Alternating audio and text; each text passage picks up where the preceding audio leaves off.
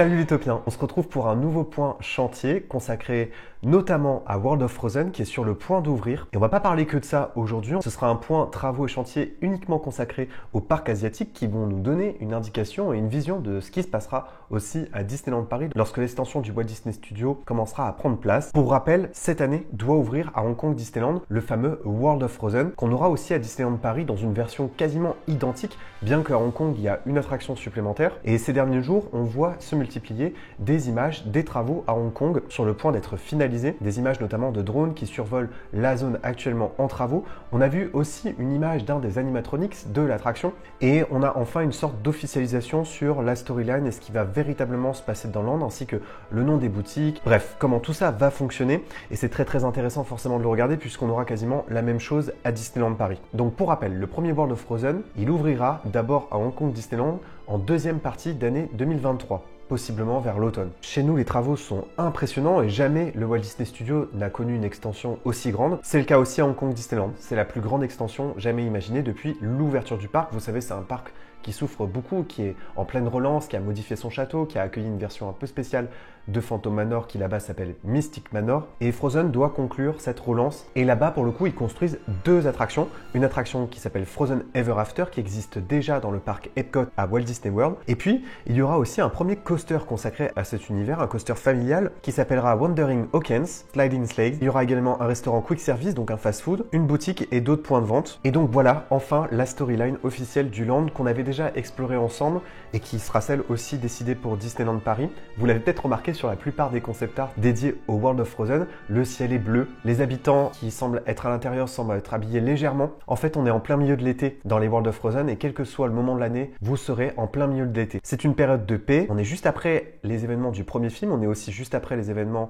du court-métrage, du moyen-métrage que je vous conseille de regarder qui s'appelle Frozen Fever. C'est la paix et la prospérité, tout le monde est heureux dans le royaume d'Arendelle et tout le monde est invité à participer à une joyeuse célébration qui s'appelle le jour de la neige en été. C'est effectivement ce qu'on retrouve là aussi dans la storyline de Frozen Ever After, ce qui confirme bien que l'attraction sera sans doute quasiment identique. Ce qu'on comprend là aussi en voyant les images de ce drone qui survole le royaume d'Arendelle, la plupart du temps, les visiteurs apercevront au loin le château, le palais de glace de Elsa, mais en fait, ils pourront se balader surtout dans le reste du royaume d'Arendelle, c'est-à-dire les ruelles dans lesquelles vivent les habitants. C'est surtout là qu'il y a eu un plus gros travail de reconstitution. Et là où c'est incroyable à Hong Kong Disneyland, c'est que ça se mélange parfaitement bien avec le paysage qu'il y a derrière. La montagne que vous apercevez derrière, elle s'appelle la montagne de Lanto. La skyline là-bas, elle est incroyable et on ne pourra pas avoir une skyline aussi belle à Disneyland Paris puisque derrière, il n'y a rien à part des immeubles qui sont plus bas. Et à l'intérieur même de ces ruelles, les Imagineers ont positionné des monuments emblématiques d'Arendelle qui ont été vus dans le film. Le but, c'est vraiment là de plonger les visiteurs dans le film. C'est ce que fait Universal depuis des années avec son fameux Wizarding World. Les Avengers Campus, c'est un peu différent parce qu'on reconnaît les personnages, mais c'est pas pour autant des décors du film. Galaxy's Edge, c'est là aussi un cas à part puisque c'est une planète qui n'a jamais été montrée dans les films. Finalement, on peut dire que ça a surtout été fait pour des lands comme Cars Land,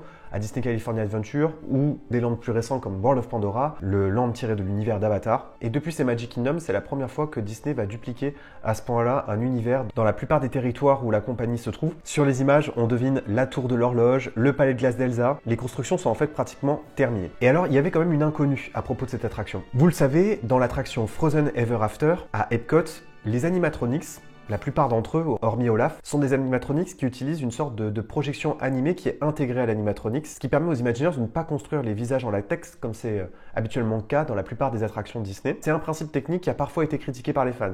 Moi, je trouve que ça fonctionne très bien dans des attractions très toonesques et graphiques, comme ça l'est par exemple le cas pour Mickey, Runaway Railway, où ils utilisent aussi cette technologie. En revanche, c'est vrai que dans Frozen, je trouve que ça rend pas très bien. Ça rend mieux en vidéo en fait qu'en vrai. Finalement, avec cette image de cette animatronics de Elsa qui a été dévoilée pour cette attraction à Hong Kong Disneyland, Disney semble avoir fait le choix du retour des visages en latex. Donc c'est clairement pour moi une technologie plus précise, plus immersive. Et donc forcément, ils seront beaucoup plus récents que ceux de Frozen Ever After. Et donc je pense qu'ils ressembleront beaucoup à ceux qu'on a notamment vus dans l'attraction dédiée à l'univers de La Belle et la Bête à Tokyo Disneyland. Il y a une vraie précision dans les visages et dans les mouvements que font les personnages. Et donc clairement, j'espère qu'on aura cet audio animatronics à Disneyland Paris, que déjà on soit donc finalement dans les standards Disney. Et d'ailleurs, je me demande même si un jour retour. Ces projections ne seront pas abandonnées, notamment dans l'attraction d'Epcot. Hâte de voir vos avis en commentaire là-dessus pour ceux qui ont déjà vu donc les audio animatronics qui utilisent la projection. Donc voilà pour ce qui se passe en ce moment à Hong Kong Disneyland et très hâte de continuer à suivre les travaux. Il se passe aussi quelque chose à Shanghai Disneyland qu'il est intéressant d'observer puisque c'est une licence sur laquelle Disney mise de plus en plus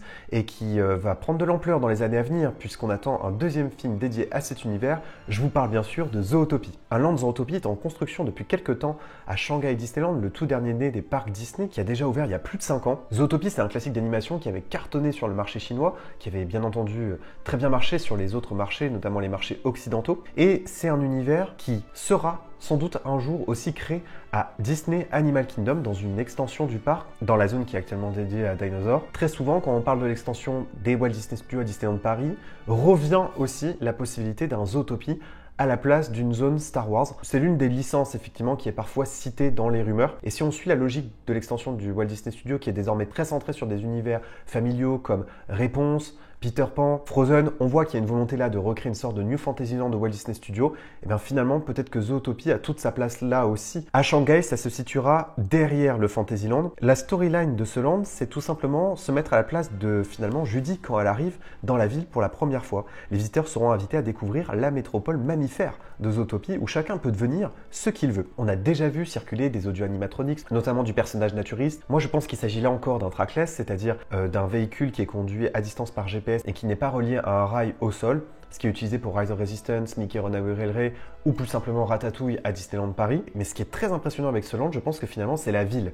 C'est vrai que la skyline qu'on commence à deviner autour de Shanghai Disneyland est vraiment hallucinante. Ils ont vraiment réussi à recréer la ville grandeur nature. On voit ces buildings qui émergent de très très loin. Là encore une fois, Disney fait le choix de replonger les visiteurs précisément dans le film, ce qu'ils n'avaient pas fait depuis très longtemps. Et donc c'est pour ça que je voulais vous parler de cette zone parce que je pense qu'elle a du potentiel pour un jour arriver en Europe et même dans les autres parcs Disney américains. C'est aussi un lieu où le merchandising sera très très important puisqu'on pourra en fait porter des oreilles à l'effigie des différents mammifères de Zootopie. En fait, les visiteurs peuvent devenir eux-mêmes une sorte de mammifère dans cette ville. Il y aura aussi bien sûr boutiques, points de restauration et des personnages à rencontrer. Pendant ce temps, à Disneyland Paris, toujours pas d'officialisation de la troisième thématique prévue pour l'extension des Walt Disney Studios. Le Frozen World, lui, en revanche, avance très très bien.